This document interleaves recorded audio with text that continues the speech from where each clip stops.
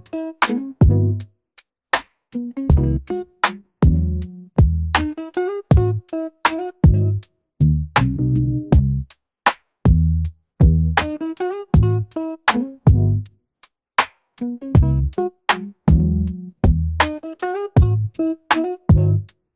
noite, gente. Tudo bem? Sejam bem-vindos ao Memorial Casa. Que essa seja uma noite de adoração, de gratidão, de louvor e que você esteja com o teu coração aberto, disponível para o Espírito Santo trabalhar na sua vida e falar com você. Agora a gente vai para o nosso período de adoração, de louvor. Lembre-se que a adoração é a chave para nós termos a presença de Deus na nossa vida. A adoração é um presente de Deus para nós. Então, assim, cante, fale com Deus, mas fale com o teu coração, cante com a tua vida, que Ele é digno de todo louvor, toda honra, toda adoração.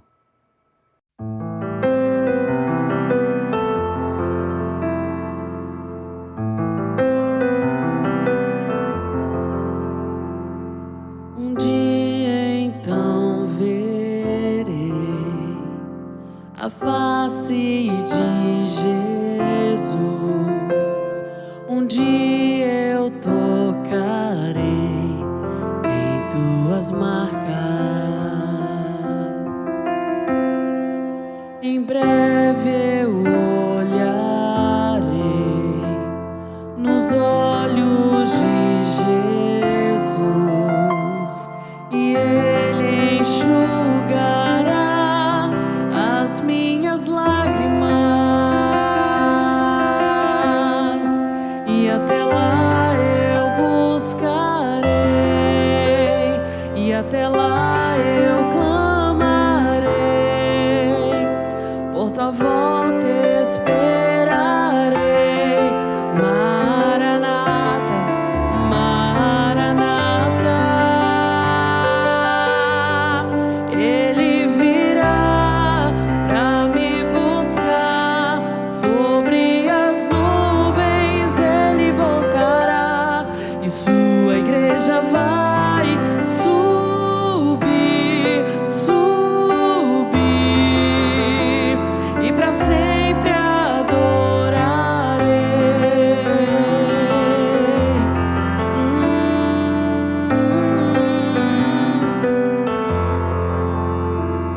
Um dia então verei a face de Jesus. Um dia eu tocarei em tuas marcas. Em breve eu olharei nos olhos de Jesus e Ele enxugará as minhas lágrimas. E até lá eu buscarei, e até lá eu clamarei, por tua volta esperarei. Maranata, Maranata, Ele virá pra me buscar sobre as nuvens. Ele voltará e sua igreja vai subir, subir, e pra sempre adorarei. Ele virá pra me buscar sobre as nuvens. Ele voltará e sua igreja vai subir, subir, e pra sempre adorarei. Pelo sangue, pelo sangue, eu entrarei na presença do Pai. Pelo sangue, pelo nome, pelo nome,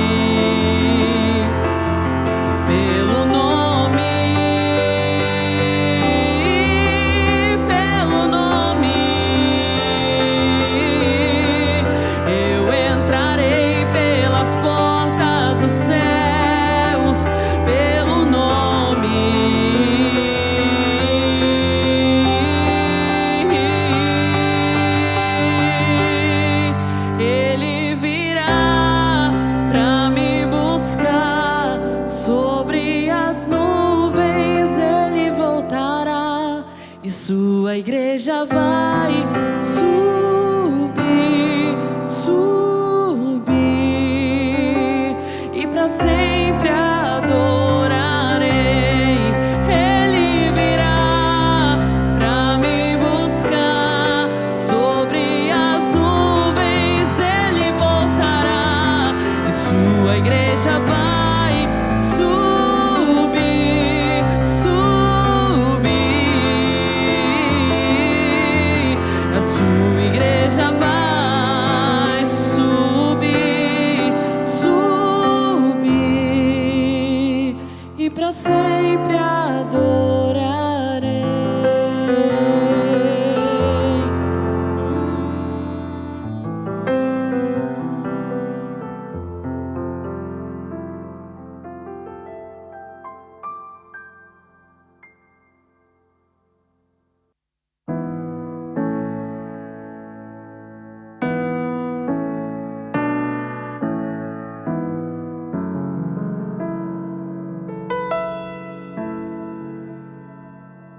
Não há outro nome igual, maior que a terra, céu e mar. Sua glória todos hão de ver, e a ele se render. Igual outro não há. Sua face brilha mais que o sol. Sua graça eterna em amor.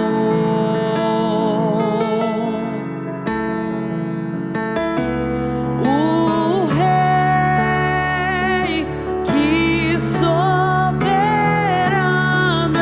está e em glória reinará. Igual outro não há.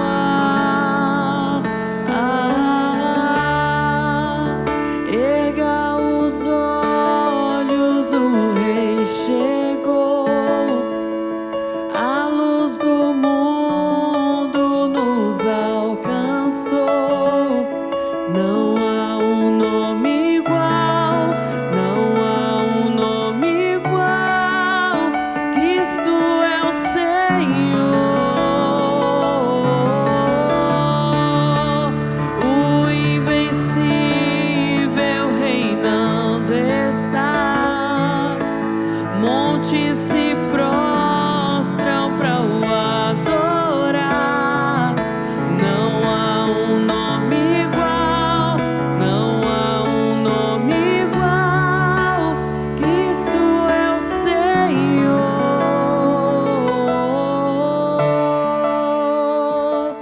Em Deus a esperança cheia.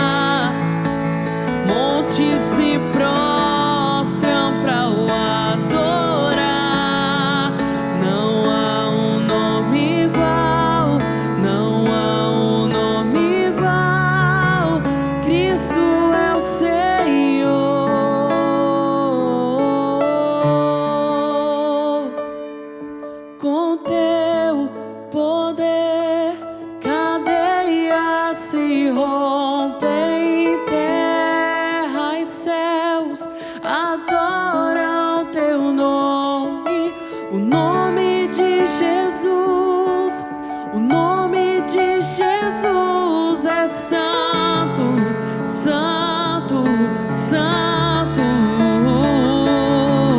Com teu poder, cadeias se rompem, terra e céus adoram teu nome, o nome de Jesus, o nome de Jesus é santo, santo, santo.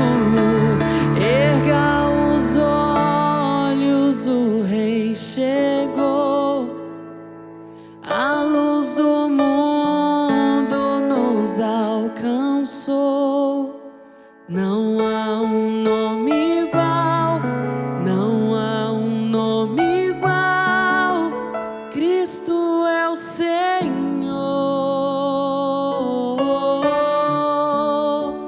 o invencível reinando está. Montes se prostram para o adorar.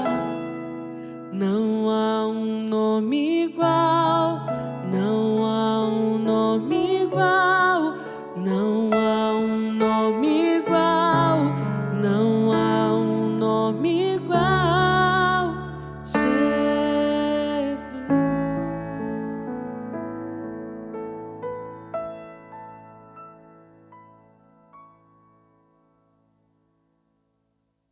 Que bênção a gente poder adorar a Deus, abrir os nossos lábios, mas não só os lábios, o nosso coração, e poder dar a Ele a sinceridade dos nossos lábios, né?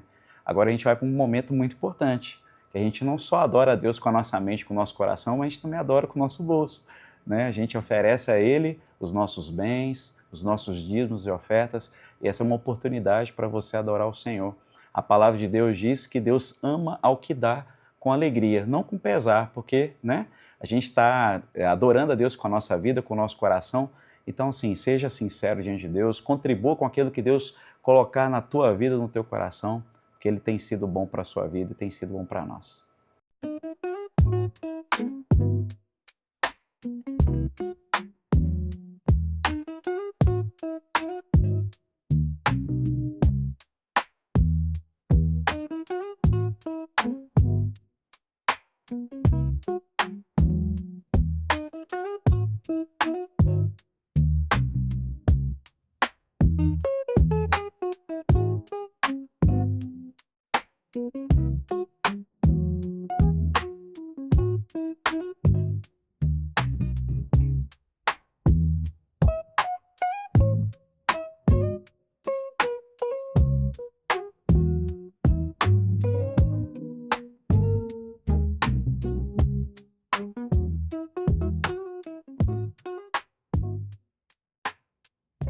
Que bênção, né, irmão? Nós estamos aqui mais um Memorial Casa. Eu acho que você tem acompanhado aí durante todos esses meses desse projeto, que tem sido um projeto constante, tem sido um período de muita revelação da parte de Deus, muitos irmãos contribuindo com palavras, com mensagens.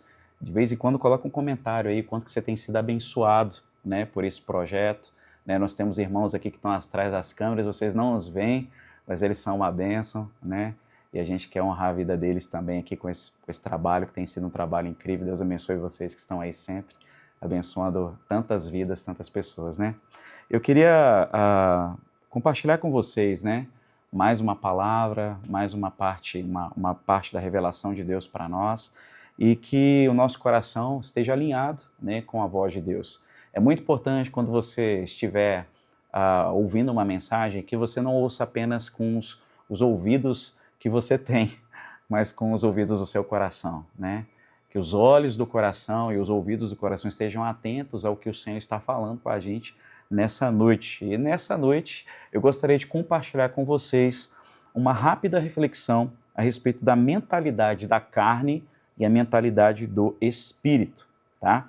E eu queria fazer um exercício com você. Antes da gente iniciar, eu queria que você parasse um pouquinho, né? Talvez você está aí lavando louça, fazendo alguma coisa, dirigindo. Se você puder parar um pouco e você refletir sobre a sua vida antes de Jesus, vai ser importante fazer esse exercício agora. Vamos lá? para um pouco, faz uma pausa. Eu queria que você se lembrasse da sua vida antes de Jesus. Tá lembrando aí? Você se lembra de quando você não tinha Deus? De quando você não tinha esperança? Você lembra quando o pecado era um companheiro bem-vindo na sua vida? Você lembra quando você tinha prazer na carne, prazer nos pecados? Você lembra dos ambientes que você costumava frequentar? Vai puxando aí na memória. Você lembra das palavras que saíam da sua boca? Você lembra da forma como você se relacionava com as pessoas? Tá lembrando aí? Tá dando um pouquinho de desgosto, né? Mas é importante nós lembrarmos dos lugares onde nós saímos. Agora compara um pouquinho com a vida que você está vivendo hoje. Compara um pouquinho. Sua vida está diferente do que era antes? Ou sua vida tem algumas coisinhas que estão a mesma coisa? Esse exercício mental é muito importante porque lembrar do nosso passado é importante para que a gente valorize o que Jesus nos deu. Lembrar, né, daquilo que nós vivemos, falamos, pensamos, como a gente se relacionava e comparar com o que nós temos hoje é importante porque gera gratidão por tudo que Jesus fez em nós e através de nós. Mas a grande verdade, irmãos, é que todos nós, você que está aí em casa, está no trabalho, está em qualquer outro lugar, assistindo essa live, todos nós estávamos perdidos sem Cristo e sem salvação. Nós éramos escravos do nosso próprio desejo, da nossa tentação e dos nossos pecados.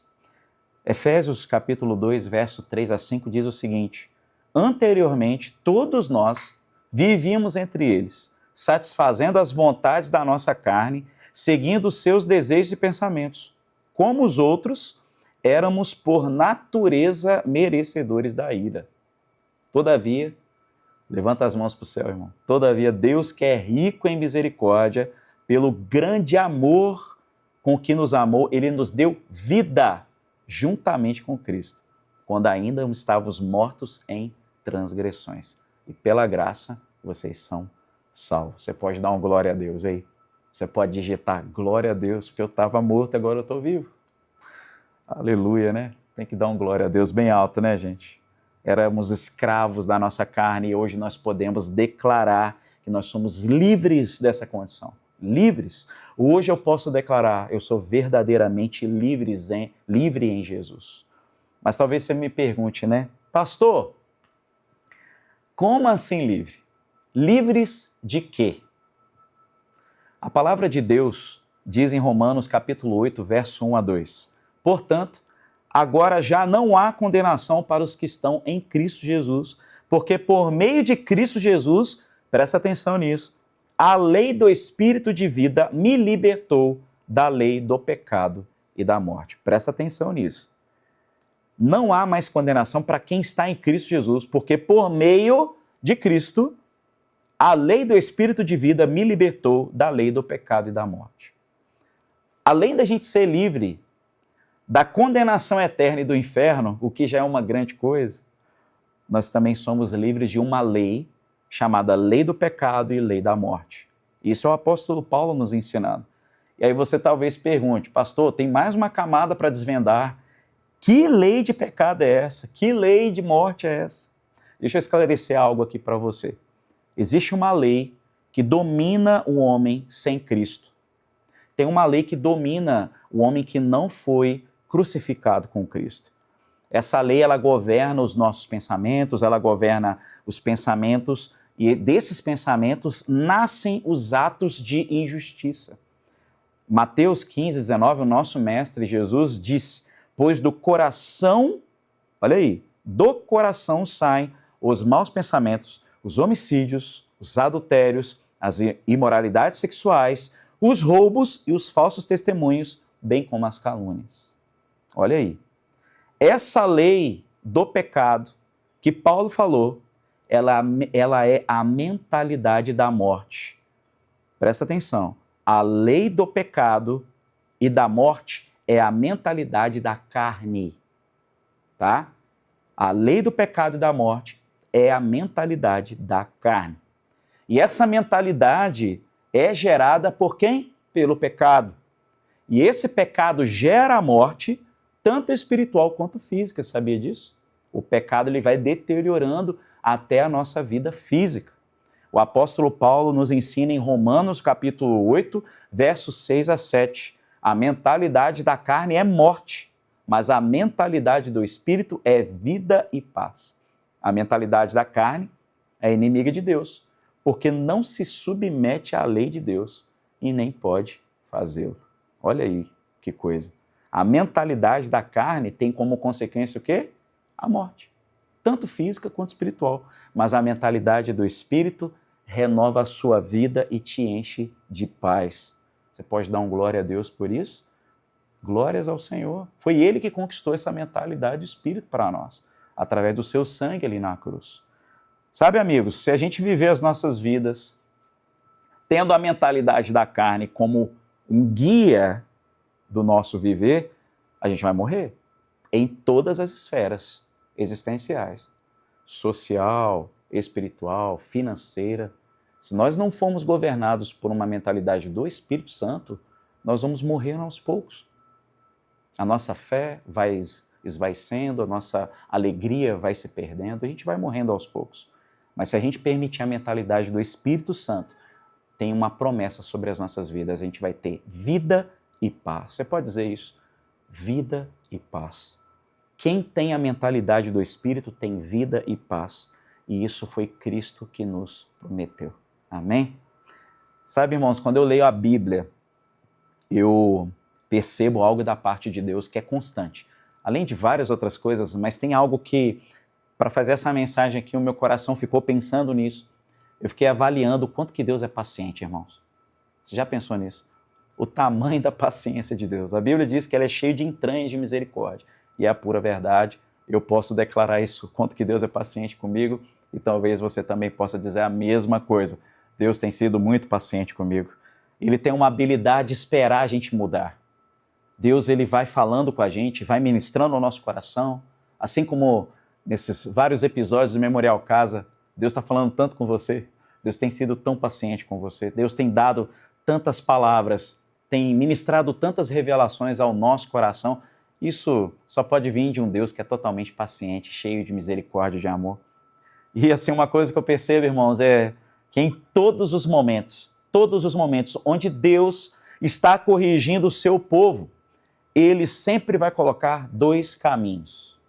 Sempre dois caminhos diante deles. Deus sempre vai te oferecer uma liberdade de escolher aquilo que você quer. Sempre.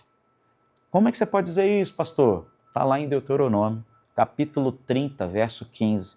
Vejam que hoje ponho diante de vocês vida e prosperidade ou morte e destruição. Olha isso. Vejam que hoje eu ponho diante de vocês vida e prosperidade ou morte e destruição. Nós sempre temos uma escolha diante do Pai. Sempre. Essa é a liberdade que o Pai nos dá para tomarmos as nossas decisões, mesmo que essas decisões estejam erradas. Você e eu, nós somos livres para escolher entre duas mentalidades. Você pode escolher ter uma mentalidade do Espírito ou ter uma mentalidade da carne.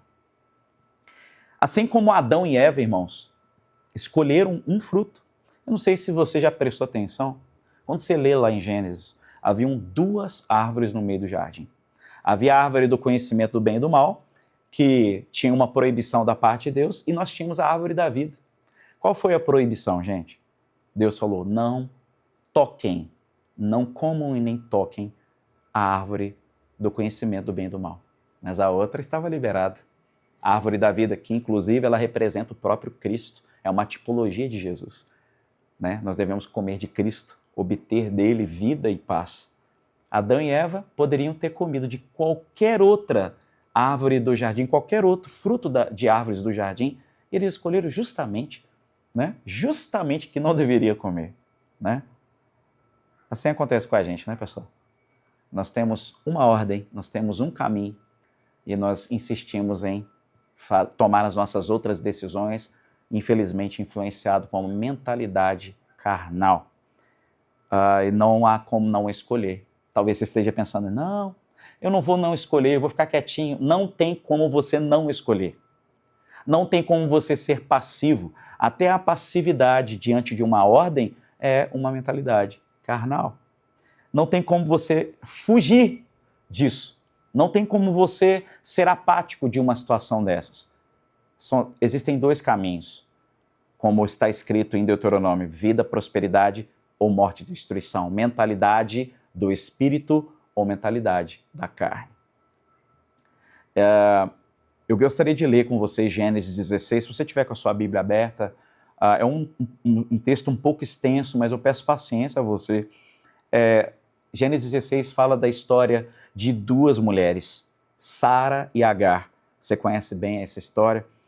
Duas mulheres que geraram filhos do mesmo homem, Abraão. E a Bíblia diz o seguinte, Gênesis 16, verso 1 a 16. Ora, Sarai, mulher de Abrão, não lhe dera nenhum filho.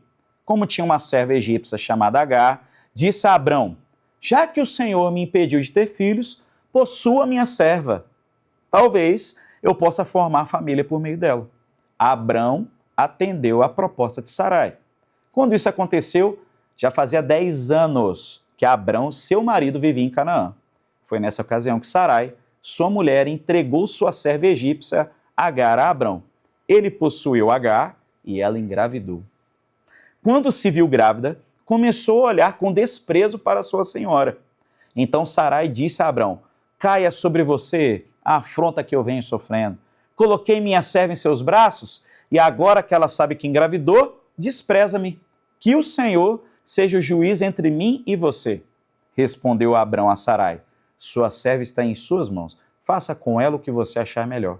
Então Sarai tanto maltratou Agar que esta acabou fugindo. O anjo do Senhor encontrou Agar perto de uma fonte no deserto do caminho de Sur e perguntou-lhe: Agar, serva de Sarai, de onde você vem? Para onde vai? Respondeu ela: estou fugindo de Sarai, a minha senhora. Disse-lhe então o anjo do Senhor: volte à sua senhora e sujeite-se a ela. Disse mais o anjo: multiplicarei tanto os seus descendentes que ninguém os poderá contar. Disse-lhe ainda o anjo do Senhor: você está grávida e terá um filho e lhe dará o nome de Ismael, porque o Senhor a ouviu em seu sofrimento. Ele será como um jumento selvagem, sua mão será contra todos e a mão de todos contra ele, e ele viverá em hostilidade contra todos os seus irmãos. Esse foi o nome que ela deu ao Senhor que lhe havia falado: tu és o Deus que me vê. Pois dissera: teria eu visto aquele que me vê? Por isso o poço que fica entre Cádiz e Bered foi chamado de Beer-Lahai-Roi. Agar teve um filho de Abrão, e este lhe deu o nome de Ismael. E Abrão estava com 86 anos de idade, quando Agar lhe deu Ismael. Eu gostaria de destacar apenas duas coisas, já caminhando aqui para a metade, para o final. Duas coisas que nos impedem de ter uma mentalidade do Espírito, usando esses dois exemplos. Nossa, pastor, como é que você vai fazer essa ligação? O Espírito Santo vai fazer, e você vai entender. A primeira coisa que me impede de ter uma mentalidade do Espírito é a impaciência. A impaciência, gente, é um ato de desconfiança. Toda vez que você é impaciente, existe a tentação de se mover para resolver uma situação que não foi resolvida. E Deus mandou você fazer uma coisa e você acaba, por impaciência, por não acreditar naquilo que Deus falou para você, você começa a fazer outras coisas e com isso vem a quebra da promessa na sua vida. Olha só, Gênesis 16, 1 e 2 fala assim: já que o Senhor, isso é Sarai falando, né? Já que o Senhor me impediu de ter filhos, possua a minha serva. Talvez eu possa formar família por meio dela. Gente, observa bem o que Sarai falou. Já que o Senhor me impediu de ter filho, possua a minha serva, talvez eu possa formar família. Irmãos, o que Deus tinha prometido para Abrão? No capítulo 12, Deus falou com Abrão: farei de você um grande povo e o abençoarei. No capítulo 13, darei essa terra a você e a sua descendência para sempre. tornaria a sua descendência tão numerosa como o pó da terra. No capítulo 15, Deus fala de novo: seu herdeiro não será um servo da sua casa, um filho gerado por você mesmo será o seu herdeiro. Gente, Deus já havia sinalizado para Abrão, várias vezes e vários tempos diversos. De vez em quando Deus chegava para Abrão e lembrava ele: eu tenho uma promessa na sua vida, vai se cumprir. E sabe o que é engraçado? Por várias vezes Abrão foi relembrado dessa mesma promessa de formas diferentes. Deus sempre vai encontrar caminhos diferentes para te dizer, te lembrar do que ele prometeu para você. Mesmo assim, meus irmãos, Abrão, não foi só Sarai que tem culpa nesse cartório, não. Abrão também. Abrão sinalizou um ok. Pode trazer Agar, que nós vamos ter um filho com ela. Gente, por várias vezes Deus já tinha falado, né? E aí, pela impaciência de Sarai, né? Enchendo a paciência de Abrão, toma a tua serva Agar e tenha um filho com ela. E aí talvez você esteja pensando, que burrice, né? Meu Deus, Deus já não tinha prometido, Deus já não tinha falado vários anos. Mas, irmãos, isso acontece comigo, acontece com você o tempo todo. Quantas vezes Deus já falou para você, espera, aguarde. E a gente faz exatamente como Sarai. A gente tenta buscar atalhos, a gente tenta resolver com o nosso jeitinho. Conhece o jeitinho brasileiro? É desse mesmo. Aquele macete, espera aí que Deus está demorando, eu vou tentar, sabe, fazer com que a promessa de Deus chegue mais rápido. Como se Deus precisasse de ajudinhas, né? Estamos tão impacientes, né, gente? Esse mundo louco que a gente vive, tudo é para ontem, é tudo nisso e hoje, tudo é fast food, tudo tem que ser para ontem. Deus nos promete algo e a gente às vezes não aguenta esperar e a gente acaba ferindo a promessa do Senhor.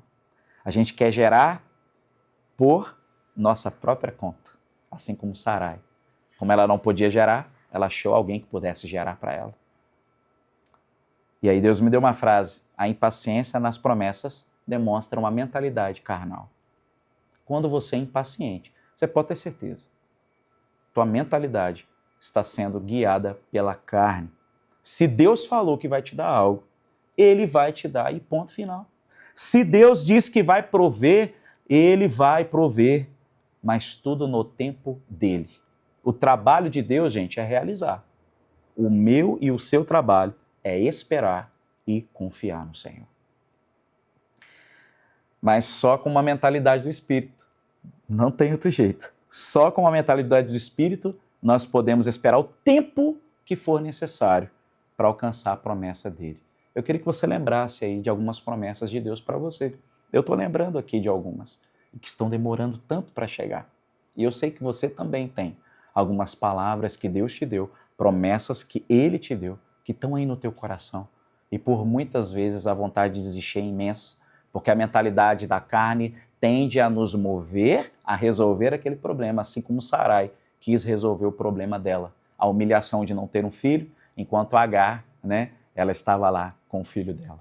Então, essa é a primeira coisa que nos impede de ter uma mentalidade do Espírito, a impaciência. E a segunda e última coisa que nos impede de ter uma mentalidade espiritual é a ignorância de quem você é em Deus. Existe uma tendência de nós não sabermos quem nós somos em Cristo. Existe, infelizmente, uma mentalidade, eu não tenho nada contra os coaches, eu acho eles fantásticos, mas existe uma mentalidade muito rasa a respeito de quem somos, baseando-se nas coisas que fazemos na Terra. Deus tem muito mais para nós do que aquilo que a gente faz. Deus tem uma filiação para nós. Deus tem uma identidade para restaurar em nós. E eu gosto muito desse texto de Gálatas, capítulo 4, eu gostaria de ler, tenha paciência comigo. Digo, porém, que, enquanto o herdeiro é menor de idade, em nada difere de um escravo, embora ele seja dono de tudo. No entanto, ele está sujeito a guardiões e administradores até o tempo determinado por seu pai. Assim também nós, quando éramos menores, Estávamos escravizados aos princípios elementares do mundo, a mentalidade da carne. Mas quando chegou a plenitude do tempo, Deus enviou Jesus, seu filho, nascido de mulher, nascido debaixo da lei, a fim de redimir os que estavam sob a lei, para que nós recebêssemos a adoção de filhos. E porque vocês são filhos, Deus enviou o Espírito de seu Filho aos seus corações, o qual clama, Abba, Pai. Assim você já não é escravo, mas filho. E por ser filho, Deus também te tornou herdeiro. Ah, não. Se eu fosse você, eu dava um glória a Deus. Eu sou filho e por ser filho eu me torno herdeiro. Tem muita gente que não sabe que tem isso. Tem muita gente dentro da igreja, tem muita gente aí que já aceitou Jesus e não tem ideia da herança, não tem ideia de quem eles são em Deus. Uma das coisas que eu mais enxergo aqui, eu sou pastor de jovens e adolescentes aqui, uma das coisas que eu mais enxergo nos meus adolescentes, nos meus jovens aqui, é essa falta de compreensão sobre si mesmos. É claro, são novos, estão desenvolvendo a vida agora, é natural que eles não entendam a plenitude que eles têm para viver. Mas muitos não conhecem o seu potencial, não conhecem a energia que eles têm e as suas capacidades dadas por Deus. E não olhando só dentro da igreja, mas olhando para fora da igreja, a gente vê uma sociedade que ela se perdeu por não se conhecer, por não saber quem eles são verdadeiramente. E eles não sabem por que existem. Eles não têm ideia. Eles vivem dia após dia, ano após ano, ganhando o seu pão de cada dia, sabe? Conquistando coisas na terra, mas eles não conhecem o seu próprio propósito de existência. Eles não sabem quem eles são. E posso comprovar isso amanhã. Quando você estiver indo para o trabalho, pergunta um colega de trabalho assim para ele, Hein, qual que é o seu propósito de existência? Pergunta para ele. Provavelmente você vai receber um olhar confuso, uma resposta meio gaguejando, assim, bem, eu não sei muito bem, estou aí para vencer na vida, né? Vai receber uma resposta talvez desajeitada, mas uma coisa é certa, a falta de propósito existencial, ela revela uma mentalidade carnal. Quando você não sabe quem você é, você pode ter certeza, é a carne que está te mandando informações. E geralmente são informações muito superficiais, muito rasas daquilo que você verdadeiramente pode ser em Jesus. Eu creio que o autoconhecimento é algo, acho que é fundamental, é extremamente necessário. É extremamente necessário para as nossas vidas. Eu diria que é fundamental. E a gente olha para Adão, falamos de Adão agora há pouco, a desobediência de Adão no jardim foi o quê? Foi um fruto de não saber o seu potencial. Ele não sabia quem ele era em Deus. Apesar de Deus visitá-los, sempre na viração do dia, mas eles ainda não haviam descoberto ainda quem eles eram em Deus. E também a desconfiança de Sarai, acabamos de falar dela aqui, né? Será mesmo? Eu estou com 90 anos de idade, minha madre já encerrou, eu não sou fértil. Sabe? A desconfiança de Sarai, se ela seria mãe mesmo, foi fruto de não conhecer a promessa de Deus. Ela tinha ouvido, mas ela não sabia quem ela era em Deus. E por isso veio a desconfiança. E aí veio uma frase no meu coração que eu queria compartilhar com você, estou caminhando para o final. Não saber quem você é impede você de experimentar aquilo que foi preparado para você. Vou repetir. Não saber quem você é te impede de experimentar aquilo que foi preparado para você. Deus te chama de filho herdeiro. Coloca a mão no seu coração aí. Fala assim, eu sou filho herdeiro. Eu tenho promessas. Eu tenho um pai que cumpre todas elas. Mentalidade de filho é uma mentalidade do Espírito. Você pode repetir essa frase para a tua mente e para o teu coração? Mentalidade filho de Deus é uma mentalidade do Espírito. Porque a Bíblia diz que o Espírito testifica com o meu Espírito que eu sou filho. Então, uma mentalidade de filho é uma mentalidade espiritual.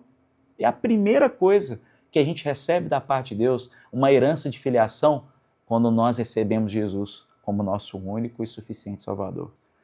O pastor Luiz Hermínio, um pastor que eu gosto muito dele, ele costuma dizer uma frase assim, você só pode desfrutar daquilo que você compreende. Vou repetir. Você só pode desfrutar daquilo que você compreende. E eu finalizo essa pequena reflexão lendo com vocês Gálatas, capítulo 4, verso 22 a 31. É o último texto que eu estou lendo aqui, para nós encerrarmos. A Bíblia diz assim: pois está escrito que Abraão teve 2 filhos, um da escrava e outro da livre. O filho da escrava nasceu de modo natural, mas o filho da livre nasceu mediante promessa. Isso aqui é usado como uma ilustração. Estas mulheres representam 2 alianças. Uma aliança procede do Monte Sinai e gera filhos para a escravidão. Esta é Agar. Agar representa o Monte Sinai na Arábia e corresponde à atual cidade de Jerusalém, que está escravizada com seus filhos. Mas a Jerusalém do alto é livre e essa é a nossa mãe. Pois está escrito: regozije-se, ó estéril, você que nunca teve um filho. Grite de alegria, você que nunca esteve em trabalho de parto, porque mais são os filhos da mulher abandonada do que os daquela que tem marido. Vocês, irmãos, são os filhos da promessa como Isaque. Naquele tempo, o filho nascido de modo natural perseguia o filho nascido segundo o Espírito. O mesmo acontece agora. Mas o que diz a Escritura? Mande embora a escrava e o seu filho, porque o filho da escrava jamais será herdeiro com o filho da livre. Portanto, irmãos, não somos filhos da escrava, mas da livre. Gente, esse texto é maravilhoso. Eu queria te pedir, assim que terminar aqui, pega a Bíblia, abre Gálatas, capítulo 4, verso 22 a 31. Tudo que eu li aqui está descrito, né? O escritor de Gálatas, Paulo, ele brilhantemente, usado pelo Espírito Santo, faz uma dicotomia entre espírito e carne, entre escravidão e entre liberdade. E eu quero fazer uma pergunta para você, meu querido irmão, minha querida irmã. Quem você é? Você é Ismael, filho da escrava, com uma mentalidade carnal? Ou você é Isaque, filho da promessa, com a mentalidade do Espírito? Ismael tem a mentalidade de escravo, mas Isaque tem uma mentalidade do Espírito. Com esses 2 textos, eu termino aqui com uma pergunta. Que mentalidade você deseja ter para a sua vida? Uma mentalidade da carne ou uma mentalidade do Espírito? Não gere Ismael às pressas. Não saia pegando atalhos, sabe? Aguarde no Senhor, espere em Deus.